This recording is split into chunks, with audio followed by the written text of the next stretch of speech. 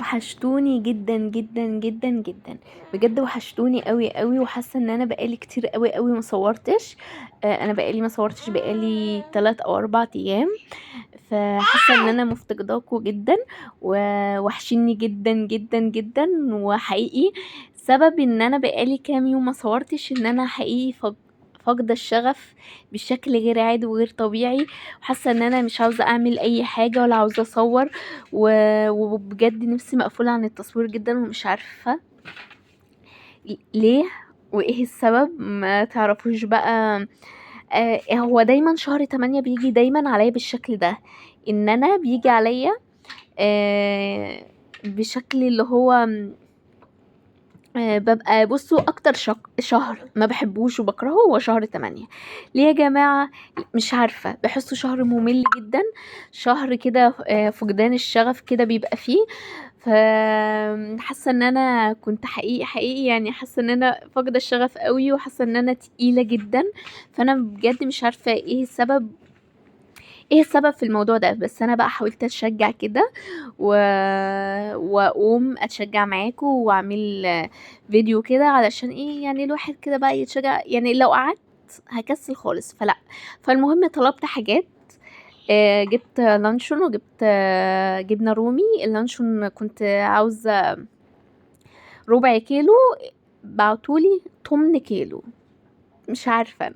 انا اللانشون او الجبنة الرومي بحب يا جماعة اللي هو ايه، اول باول. ما بحبش اللي هو اجيب مثلا نص كيلو وكيلو، لان اللانشون بيبوظ بسرعة. والجبنه الرومي وكمان انا يعني انا وجوزي بس اللي بناكله. تمام. فانا ما بحبش لو بجيب ربع ربع ربع وبعدين يخلص اجيب تاني. انا ما بحبش ان انا اجيب واركن في التلاجة، بالذات اللانشون والجبنه الرومي. دي حاجه. تاني حاجه بقى ايه، انتوا وحشتوني جدا. وكمان قبل بقى اي حاجه وقبل اي كلام، لان الروتين ده هيكون ان شاء الله قوي جدا وهيشجعكم على حاجات كتير. انزلوا اعملوا لي لايك، واكتبوا لي كومنت. كل الناس اللي بتتابعني في صمت، لا يا جماعه دلوقتي حالا تنزلوا تكتبوا لي كومنت، لان عاوزه اشوف كلامكم الحلو. لان انا فاقداه بقالي كتير، وكمان يمكن يشجعني على حاجات كتير. وفيديوهات اعملها. والله العظيم في افكار كتير في دماغي، بس هو الواحد اللي عاوز يتشجع تاني. المهم حبيت اعمل ليا فطار، وهعمل طبعا ايس كوفي. كنت عاوزه، كان الجو حر قوي، فكان الجو عاوز كده ايه ايس كوفي. حتى اما صحيت وما لقيتش لبن كنت متضايقه جدا. فقلت لا، ما ينفعش كده. ما فطرتش خالص لحد اما ايه، اما جبت اللبن. وجبت برضو كنت عاوزه افطر برضو لانشون وجبنه رومي. عملت لي نص ساندوتش وعملت لي ايس كوفي، وقعدت بقى ايه اكل واشرب كده على براحتي. انا بقالي يومين عاوزه اعمل فيديو، بس للاسف انا يوم بكسل، يوم بحس ان انا مش قادره. مش موضوع يا جماعه حر، لا، الموضوع ان انا حقيقي حاسه ان انا نفسي مقفوله من كل حاجه. حاسه ان انا حاسه ان انا تقيله، وحاسه ان انا نفسيا مش قد كده. فانا كنت بحاول على قد ما اقدر. فاما بيكون في حاجه زي كده بحاول ان انا اول ما اصحى اعمل ايه بقى، اروح واخده كده ودش معتبر كده، واعمل لي حاجه بحبها اشربها زي نسكافيه، زي ايس كوفي، حاجه كده احبها اشربها. الحاجه دي بتشجعني.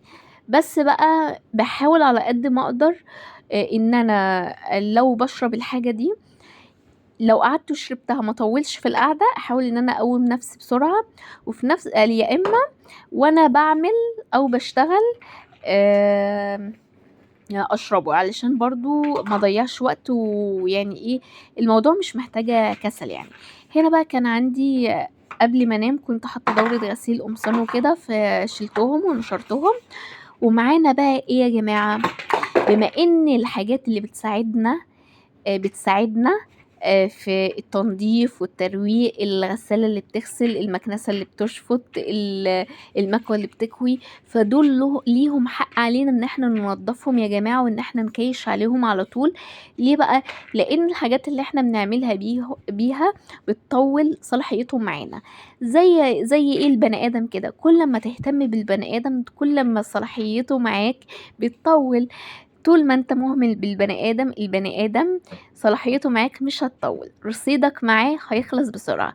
فهي الحاجات اللي بتساعدنا في البيت هي بالظبط هي كده، نهتم بيها، نراعيها، نكيش عليها، ننظفها، هتطول معانا على اكتر فترة ممكنة.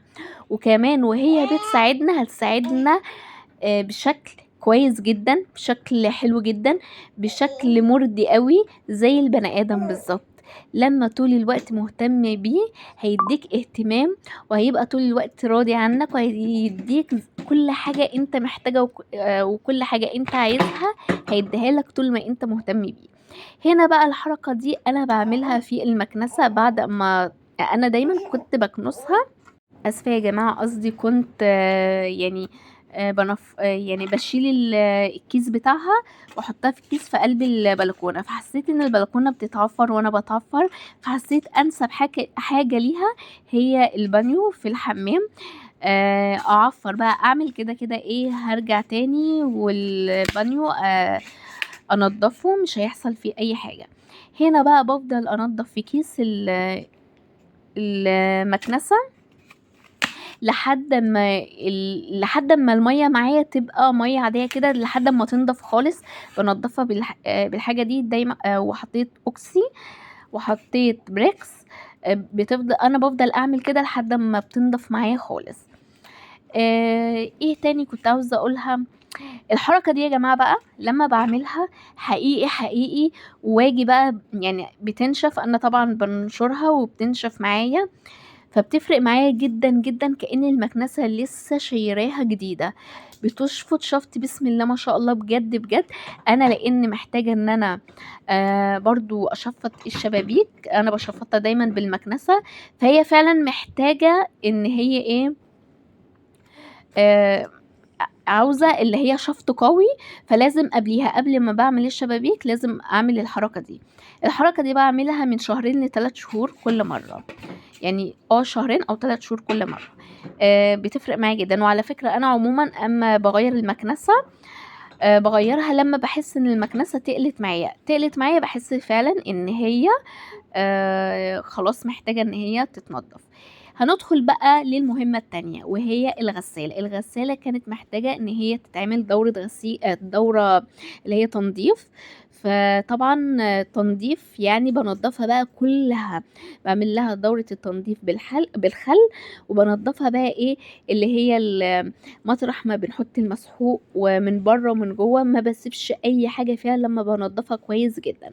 اول حاجة عملت اللي هي جبت طبق وحطيت فيه اللي هو اوكسي، وحطيت برضو بريكس، دي الحاجة المعتمدة معايا لما بقدرش استغنى عنها. حطيت اللهلوبة، ما نسيتش برضو اللهلوبة، مهم جدا ان انا احط اللهلوبة. جيت بقى من ناحية اول حاجة بدأت بيها اللي هي الدرج من جوه طبعا بيبقى فيه رواسف معلقة في السقف ومن تحت كده، فطبعا بمشي عليها كويس جدا، وبعدها بشطفها بالمية. الحركة دي ما بتدورش بالغسالة خالص. هنيجي بقى عند الكاوتش بتاع الغسالة، مهم جدا جدا يا جماعة في الكاوتش ده ان احنا نغسله بالشكل ده،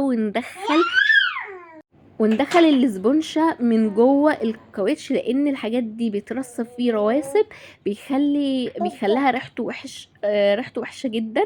فلازم المنطقة دي نهتم بيها قوي قوي قوي، لان بينزل بقى فيها مية وبتعمل ريحة كمكمة، فلازم نهتم. هنيجي برضو للباب. طبعا الباب ما ننساهوش، لازم يا جماعة كل حاجة ننضفها بضمير. هنقول دي بتضر او دي ما بتضرش، لا، كل حاجة ننضفها بضمير. والحاجات دي يعني بتنفع معانا جدا. هقول لكم بقى حاجة ملحوظة جدا، لان للأسف السباك اللي كان بيأسس للغسالة كان يعني هقول ايه، يعني منه لله بجد مش هادي عليه. انا عندي شقتي بسم الله ما شاء الله، انتوا عارفين ان شقتي واسعة، تمام. فانا وصيت ان يتعمل الغسالة في قلب المطبخ، وانتوا عارفين ان بسم الله ما شاء الله مطبخي واسع جدا، ويعني يتحط فيه غسالة ويتحط فيه كل حاجة.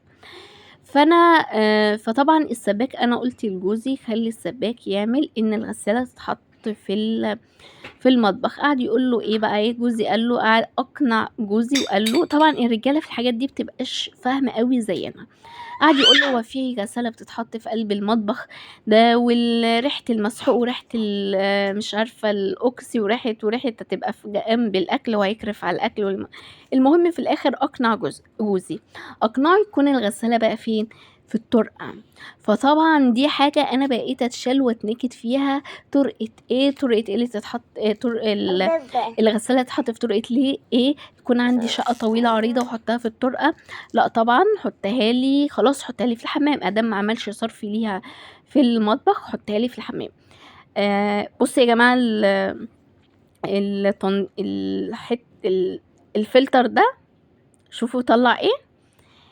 وقت ما كنت غاسله ستاير يا جماعه، وانا كنت عماله اقول المشابك بتاعتها راحت فين، اتاريها لقيتها فين.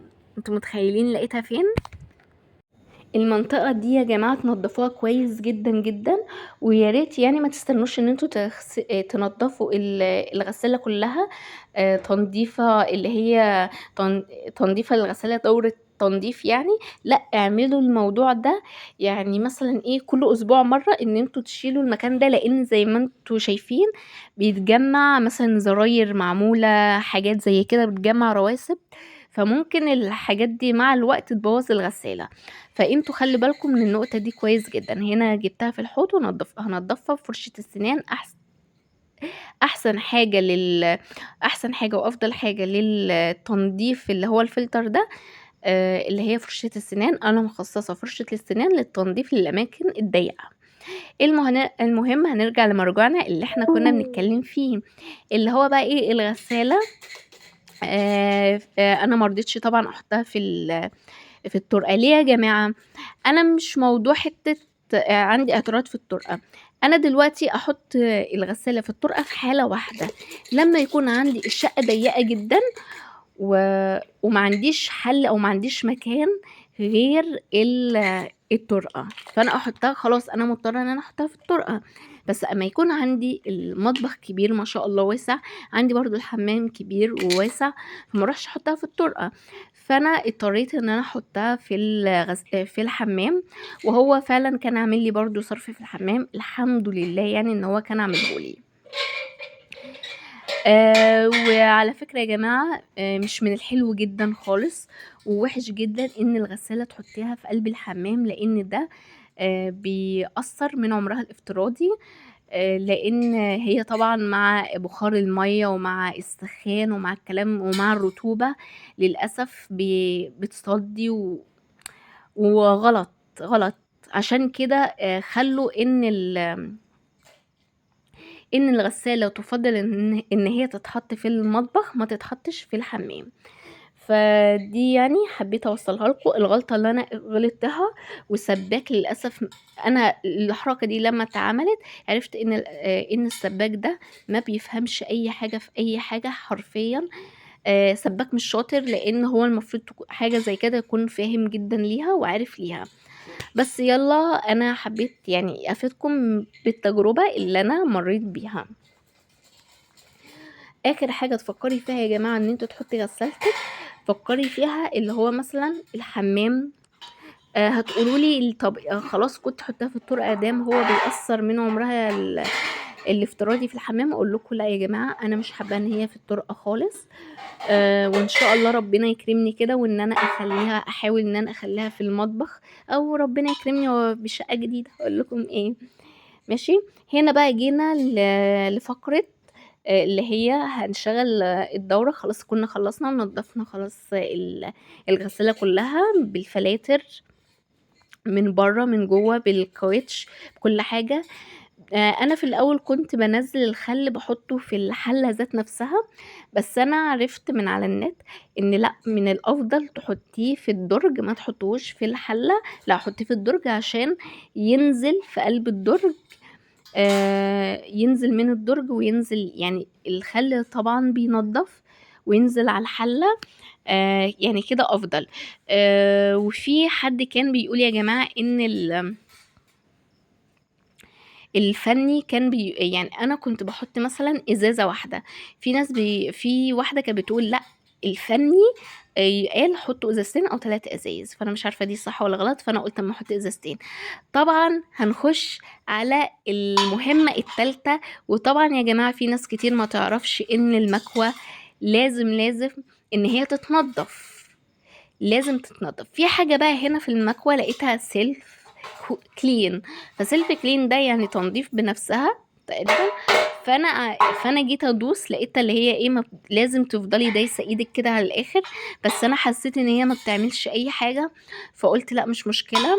هاعمل بقى إيه، بخار المَيّة عشان يعني المَيّة تخرج. هي طبعًا مش مَيّة، أنا حطيت شوية من الخل، هي أنتِ بتمليهاش كلّها خل، شوية من الخل، وبعدين بتجيبي بقى الخرام دي بتاعة البخار، بتفضلي تسلكيها. الحاجات دي يا جماعة الخرام دي بتفضل محوشة رواسب، وطبعا لما تيجي تكوي الابيض، وبيبان في الابيض قوي لما تيجي تكوي الابيض وتشغلي البخار، بتلاقي حاجات مش نظيفة خالص طالعة من قلب المكوى، وتلاقي اصلا وانت بتنضفي وانت بتكوي قصدي الابيض، بتلاقي بقى ايه، الصفار، فانت بتبقاش عارفة الصفار دي جه منين. بس الصفار ده يا جماعة بتبقى من الرواسب اللي هي موجودة في قلب الاخرام دي، ودي مهم جدا جدا تتنضف كل فترة وفترة. شايفين البخار طلع البخار ازاي، والبخار ده يكون بدل مية خل. المهم ده كان الفيديو بتاعي، يا رب يكون عجبكم. باي باي.